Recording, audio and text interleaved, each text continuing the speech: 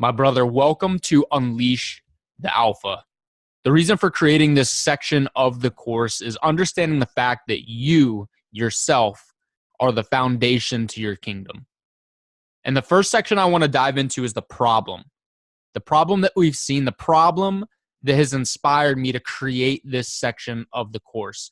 And I've nicknamed this section of the course the Liberation Protocol. Because most men that have gone through this section of a course have deemed this to be the most liberating experience, the most liberating transformation that they've ever experienced. So let's dive into the problem. The problem here is that men are missing. Pastors can't find men. We have women stepping up in the church and serving in areas that men should be because pastors cannot find men. Wives, they can't find men either. They can't find men to step up and lead their household. And children, well, they can't find them in role models either. See, children have lacked male role models for years and years and years now. But what's worse than all of this is that our Father, the King of Kings, our God, cannot find them either. See, in Ezekiel 22:30, it takes us to a time in Jerusalem, inside of Israel, God's city. Now, Jerusalem has fallen to destruction.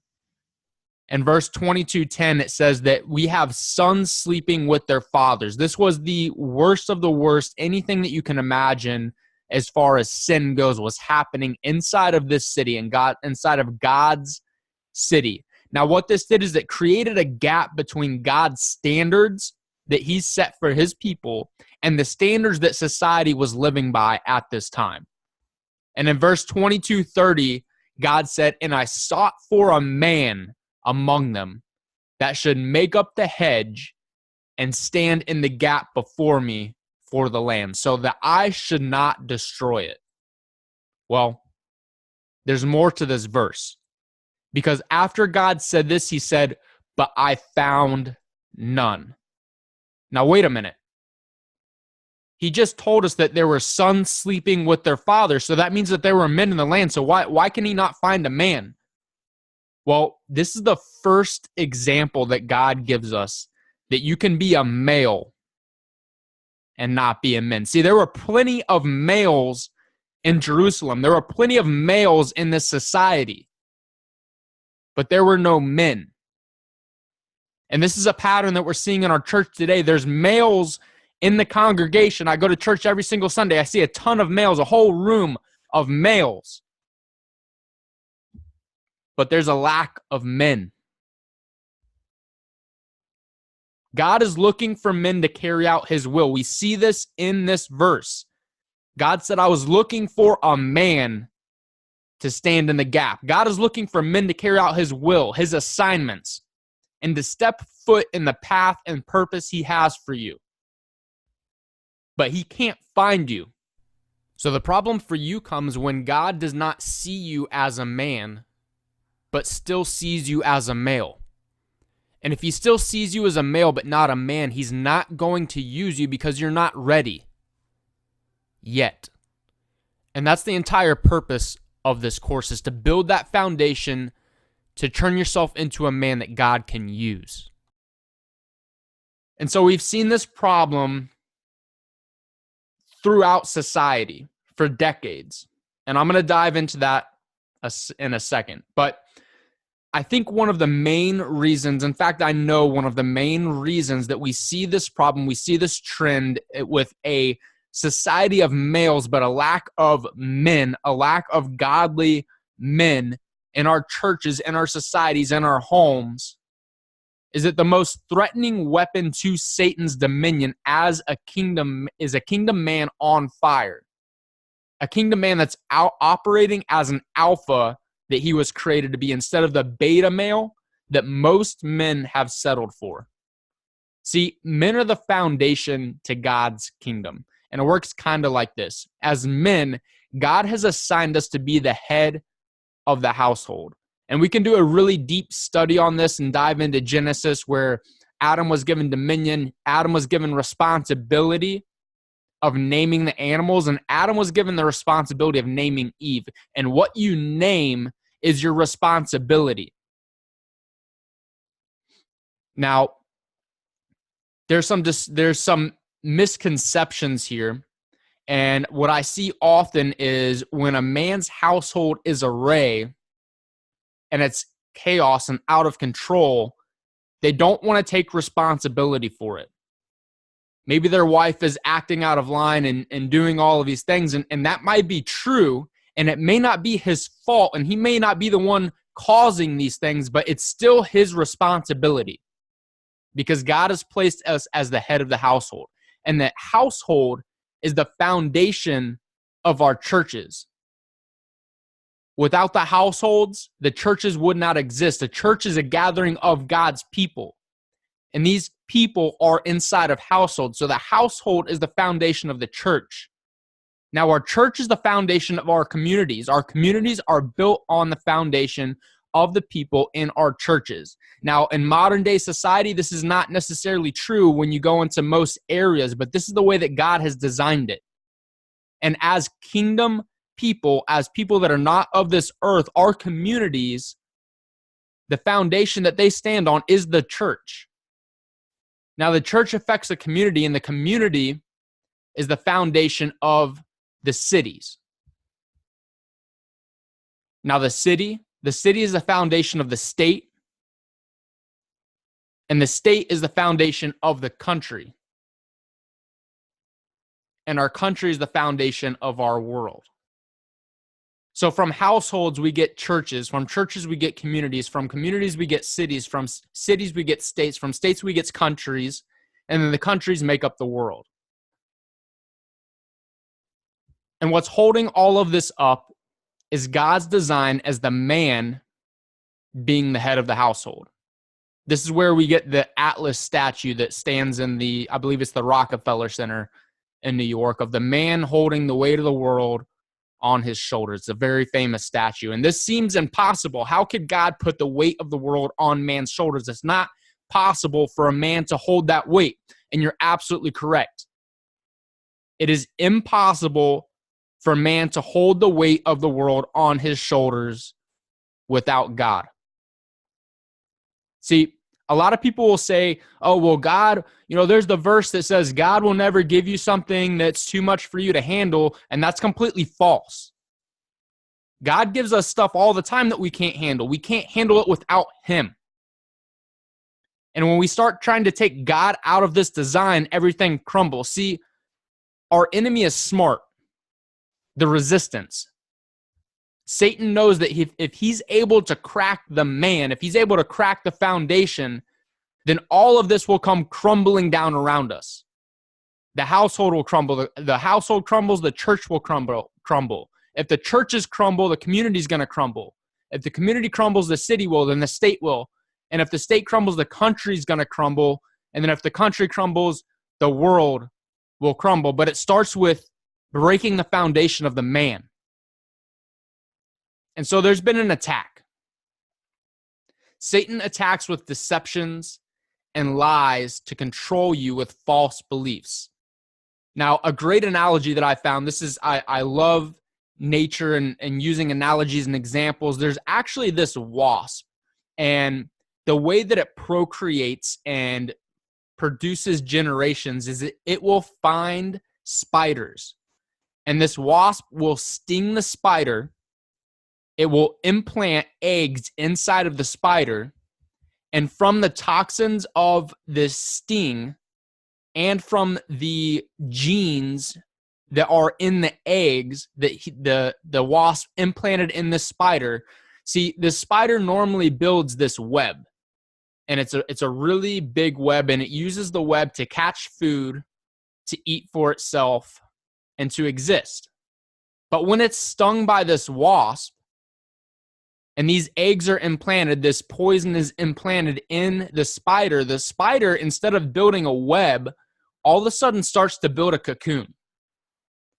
And it starts to build a cocoon so that when the eggs inside of it hatch, the wasp's eggs will have a good environment to grow up in, to be born into. And then when these wasps hatch inside of the spider, they eat the spider.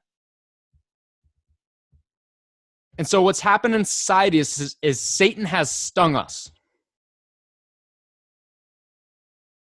Satan is using deception and lies to control us with false beliefs. And these false beliefs are the eggs implanted. A lot of people talk about, show me your 5 friends and I'll show you your future. Society and the people that you hang around has a great impact on your mind, on your beliefs, and your actions. It has an effect on everything, whether you think it does or not, whether you want it to or not. And this is the pattern that Satan has used. So I want to take you back on a journey of the sedation of man. And this is a pattern that I've seen. And I'm always infatuated with the reasons why. It's like that 2-year-old. They're like, you tell them something, they're like, well, why? And you tell them why, and they're like, well, why? Well, why? Well, why? Well, why? And I believe that that's a good spirit to have when it comes to things like this, because if we understand how something happened, we can change the course and make sure it doesn't happen again. So to show you how society has had an effect on man, has had an effect on the foundation, how Satan has used society to mold and morph man, to manipulate man into a weak foundation, and to attack the household, to attack the church, to attack God's kingdom. I'm going to take you back to the 1800s. So the time is the 1800s. This is little Johnny over here on the right. He was raised in an agrarian society. And in an agrarian society, people homesteaded. They were farming. So little Johnny on the right grew up every morning waking up, being parented by his mom and his dad. His dad took him out in the morning. He taught him how to farm. He taught him how to work hard, taught him how to work on the land, and taught him what it meant to be a man. He taught him how to treat his mom. He taught him how to treat his sister. Little Johnny had dad in his life from the time he woke up in the morning to the time he went to bed. And Johnny grew up with a great foundation of what it meant to be a man.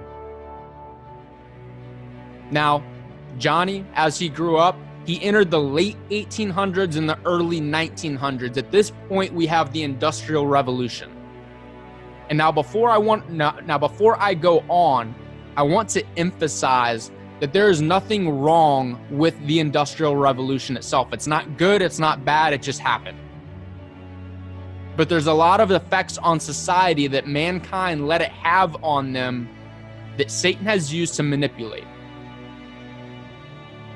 Now, during the Industrial Revolution, instead of being home with his children, Johnny, in order to provide more for his family and in order to provide a better life, was promised that if he moved to the city and if he worked for a factory, there would be security and there would be more money for his family.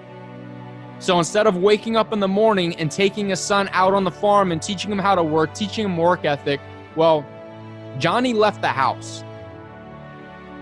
Johnny left the house every morning. He clocked in, he clocked out, he got a paycheck, and then he went home to his family. Now, during this time, instead of being a king on his land and creating food, creating income for his family, he went from a king to being a cog. He went from the freedom of his farm to working inside of a machine, to doing a specific task the way that he was told to do it. And if he did this task, and he did it day in and day out, his family would get a consistent paycheck. And then after a long day working in the factory, Johnny would come home to his family. And with what little energy he had left, he would spend it trying to be a father. With the few minutes, the few hours he had left before his son went to bed, he would spend that time, his last reserves, his last fruits, on trying to be a good dad, trying to leave an impression on his son. And so now we have a generation, Johnny the Second. Johnny the Second grew up seeing dad as a cog. He saw him as an ATM machine. Dad left. He traded his time for dollars. And if he put enough time in, he would get enough dollars and he would bring money home to the family. And that's his role. Mom raised us. Mom spent most time with us. We would go off to school. She would pick us up, take us home. But dad was always there. He provided a good life for us. He made sure that we had security. My dad was a good man. He was an ATM machine. And now at a point in Johnny's life, World War I came around. This is 1914. So Johnny now sees being a man as you're an ATM machine. You go to work, you come home, you make money for your family, and you provide security. And then he was shipped off to war. And in we insert another lie. In war, there's no room for feelings. In fact, it's dangerous. Your feelings could get in the way of you, between you and killing another man, and that could cost you your life. If you allow emotions to rule you, if you allow emotions to exist, you might die. And so Johnny was put into an environment where there were no room for feelings. And so inserting Johnny the Third, Johnny the Third saw his dad as an ATM machine. Not only as an ATM machine, but Johnny the Second, Johnny the Third's dad, had been to war. And he knew that there were no room for feelings.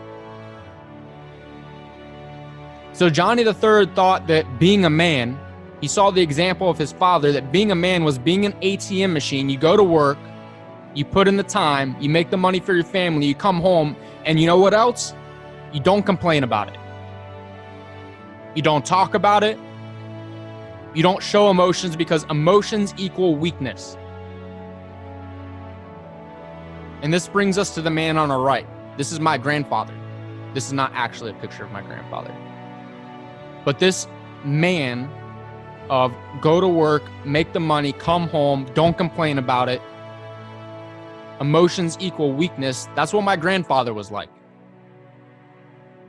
And we have this generation of men that grew up believing that this is what it meant to be a man. Now, during World War II, we had women stepping up. So in this time, Johnny the Third would go to work, he would come home, there were no room for feelings.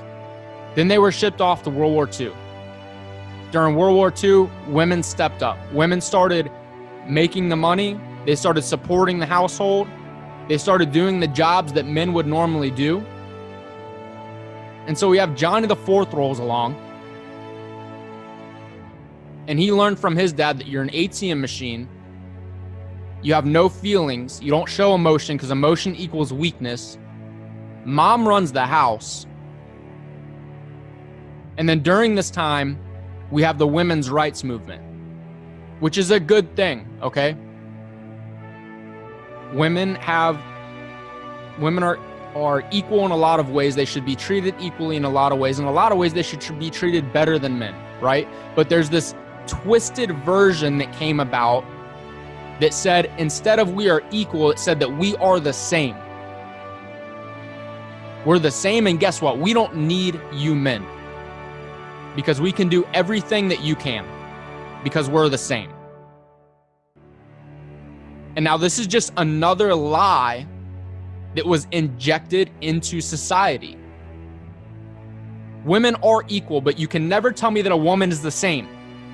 A man and a woman never have been, are not, and never will be the same. They are different, and they were different for a reason, because that's the way that God designed it. And we're seeing a pattern here that when you start taking God's design and you start twisting it your own way, you start to break things. And so now Johnny the Fourth is living in this twisted reality where he's an ATM machine. He goes to work, he comes home, he can't talk about it, he doesn't complain about it. Feelings equal weakness. Women are running the house. They're saying that we're the same as you, and guess what? We don't need you. Now Johnny the Fourth is confused, but remember, you can't talk about your feelings, so you just don't talk about it. And we start to get this sedated version of man. We start to see the trend happening here. And so now moving to Johnny the Fourth, the Fifth, Johnny the Fifth grew up seeing that, hey, I'm supposed to be an ATM. Women are the same. They don't need me. And then now they're starting to compete for rule in the house. So they're going to work. They're waking up in the morning. Johnny the Fifth's waking up every morning. He's going to work. He's competing with his colleagues at work. He's competing with those jerks. And then he comes home and he competes with his wife for rule in the house. Because she's the same. She can do everything that he can do. And she doesn't need him. And now we start to see this trend of women kind of being a dude. Like Johnny the Fifth's like, man, I just got in a confrontation with my wife about something that we didn't agree on, and she's kind of acting like a dude right now. So what do I do? Like she's not a dude, but she can do everything that a dude does. She is a dude, she isn't a dude. So do I dude up on her? You know, do I approach it like that, or like I'm supposed to treat her differently, but she's kind of treating me like she's kind of being a dude right now. And then the trend continues into Johnny the Sixth, right? Johnny the Sixth is born into the information age. In the 90s, the 2000s, the confusion is just overwhelming. Like he doesn't even know what it means to be a man at this point. He's like, I don't know what it means to be a man. I don't know how to win this game. So what happens? A confused mind does what? Nothing. So guess what? I'm not going to do anything. And here we enter into the extended adolescence phase. I'm just going to live at home. I'm going to escape reality and play video games. I'm going to find my significance on social media. And I don't really have that much money for a girlfriend, and she probably wouldn't be too happy living at home with my mom and dad with me in the basement. So, you know, I'm going to use Tinder to hook up every now and then. Guys, this is so outside of alignment of the purpose that God has for men. We can see that this small shift in the 1800s of the industrial era of boys not growing up with the example of their dad day in and day out, showing them what it means to be a man, how they should treat their mom, how they should treat their sister, how to provide, how to create, how to trust in God. We can see how that small shift over a century has created a big gap with where things were and where they are now. It's no wonder that we have mental health is the biggest issue it's ever been. Suicide rates are through the roof. Guys, I'm sick of watching my friends kill themselves. Depression and anxiety are ruling in the minds of men everywhere. And guess what? Johnny the Seventh, well, we're seeing that generation now. Johnny the Seventh's gonna grow up and go, hey, my mom's a man and my dad's a man. Like where does the confusion stop? Where does this stop?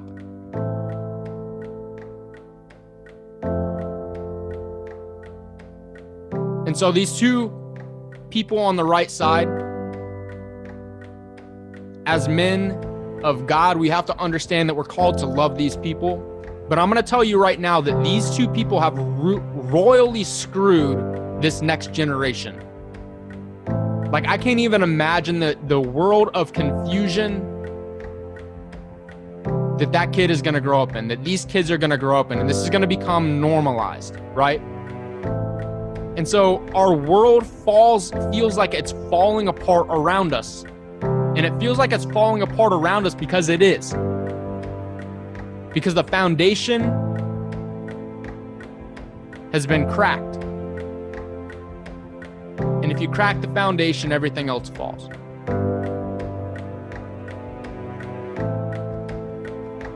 And so what I want to communicate to you, my brothers, it's time for change. It's time for a revival. It's time for a revolution.